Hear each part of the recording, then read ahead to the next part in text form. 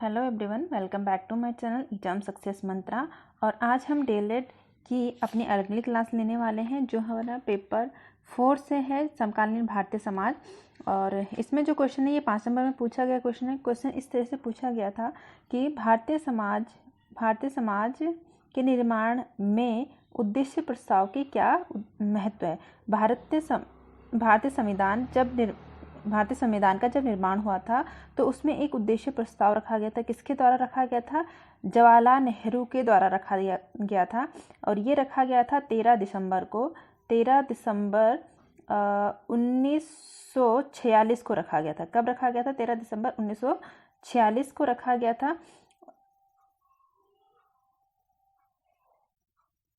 13 दिसंबर 1946 को रखा गया था। और ये पूछ रहा है हमें कि जो उद्देश्य प्रस्ताव रखा गया तो रखा क्यों गया था, उसकी क्या महत्व है, या किन्हीं 5 विशेषताओं के बारे में बताओ, क्या विशेषताएं थी। उद्देश्य प्रस्ताव का मतलब है कि जो संविधान में क्या नियम होंगे, क्या सिद्धांत होंगे, जिसके लिए क्या संविधान सभा से आग्रह किया गया था कि संविधान बनाओ, जिसके लिए संविधान बनाया गया था वो उद्देश्य रखे गए थे, तो उसी को क्या कहा गया? उद्देश्य प्रस्ताव कहा गया है। तो इसकी क्या महत्व है या इसकी क्या विशेषताएं हैं, ठीक है।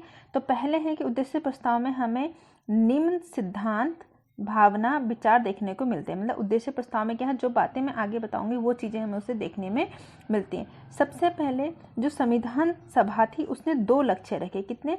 2 लक्ष्य रखे, जिसमें से उसका पहला था भारत को लेके कि भारत कैसा होगा, और दूसरा था कि वो संविधान का निर्माण क्यों कर रहे हैं, ठीक है। तो इन्होंने 2 लक्ष्य रखे थे। संविधान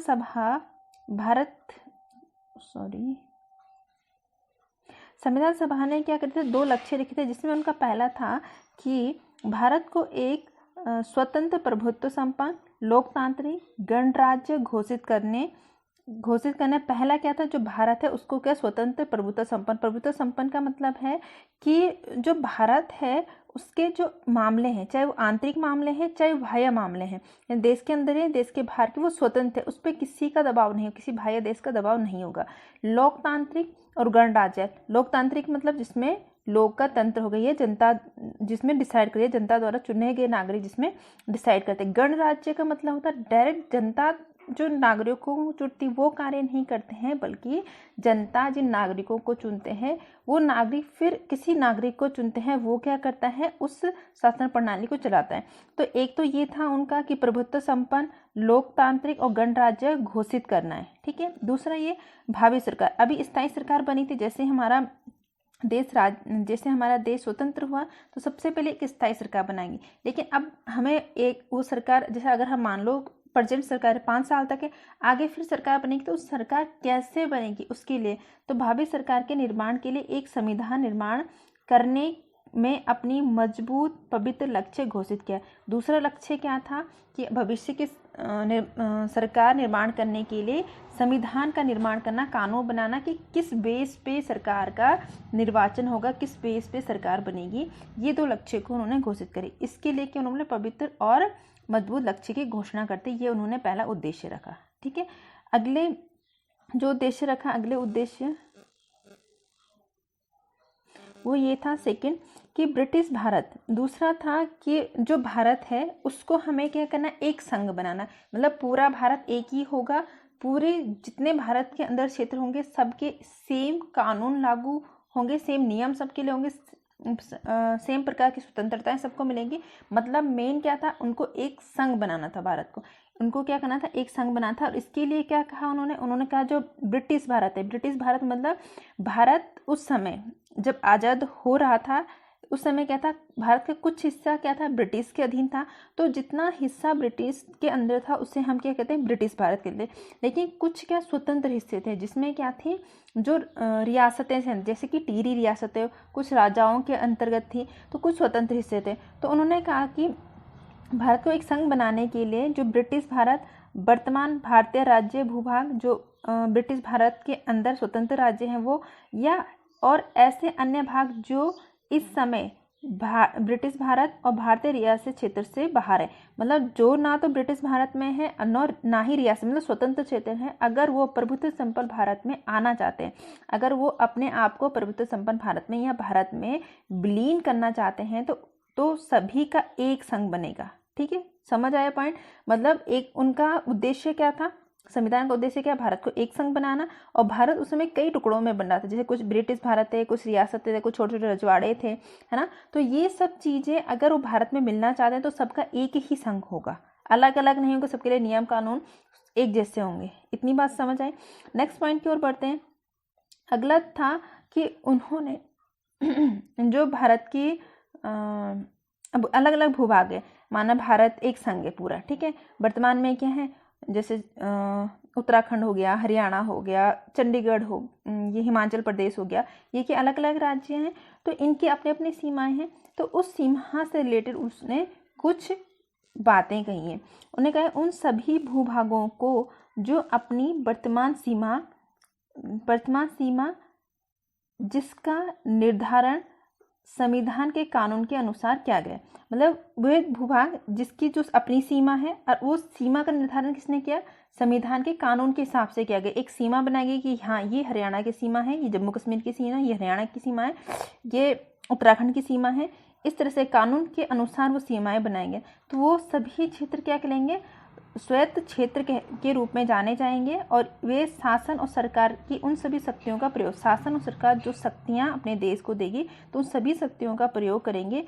बस किसको छोड़ के, जो संघीय सरकार के लिए आरक्षित के कुछ शक्तियां ऐसे होते हैं जो विशेष क्षेत्रों के लिए आरक्षित की कि उसी क्षेत्रों में ये शक्तियां लागू होंगी। उनको छोड़कर जो सामान्य शक्ति अदर्श जगह के लिए यूज होंगी, वो सब वो भूभाग भी क्या कर सकते हैं, यूज कर सकते हैं या उसका प्रयोग करेंगे। ठीक है, नेक्स्ट पॉइंट की ओर बढ़ते हैं। अगला जो पॉइंट था हमारा वह है कि अब यह है भारत को क्या करना है, प्रभुत्व संपन्न राज्य घोषित करना है। लेकिन ये अधिकार देगा कौन संविधान को, ये अधिकार जो है भारत की जनता ही देती है। संविधान सभा को सभी प्रभुत्व संपन्न अधिकार भारत की जनता द्वारा ही प्राप्त हैं। उसने प्रभुत्व संपन्न अधिकार मतलब वो अपने मामलों में खुद अपने मामले तय करेगा, कोई दूसरा उसको क्या गाइड नहीं करेगा, उस पर प्रभाव नहीं डालेगा। तो ये अधिकार किसने दिया, भारत की जनता ने दिया। ठीक है, अगला एंड नेक्स्ट पॉइंट जो आता है वो है भारत के सभी लोगों को न्याय दिलाना है। ठीक है, सभी को समानता दिलाना है और सभी को क्या करना है, स्वतंत्रता दिलानी। तो न्याय कैसी, सामाजिक, आर्थिक और राजनीतिक न्याय। समानता कैसा, पद और अवसरों के, जैसे कि अगर राजनीति में विधायक के पद हैं तो सभी को दिए जाए, सभी क्षेत्र को, सभी जाति को, जाति के आधार पर ना हो, और इस तरह से मतलब सभी को समानता हो उसमें। कानून के समक्ष समानता, या कानून के समक्ष जैसे मतलब कोई अपराधी है वो पकड़ा गया तो सबको मौका दिया जाता है अपनी सफाई को रखने के लिए, तो इसको बोला जाता है कानून के समक्ष समानता। और विचारों अभिव्यक्ति मतलब जो हम सोचते हैं उसको बोलना, अभिव्यक्ति मतलब जो हम सोचते हैं उसको बोलना।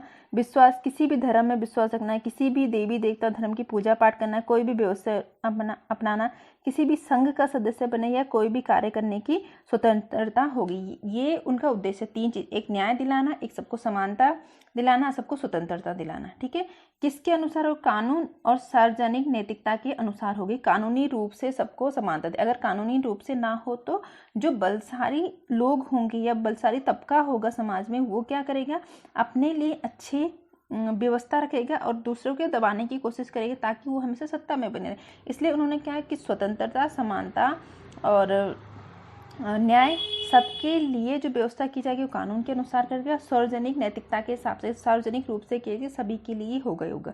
तो ये क्या होगी, ये 5 उसके उद्देश्य की महत्व होगी या 5 उसकी क्या होगी, विशेषताएं होगी। ठीक है, ये क्वेश्चन यहीं पे कंप्लीट होता है। फिर मिलते हैं अपने नेक्स्ट लेक्चर में। तब तक आपको अगर लेक्चर समझ आता है, सही लगता है, अच्छा लगता है तो फिर चैनल को सब्सक्राइब करें, लाइक करें, शेयर करें।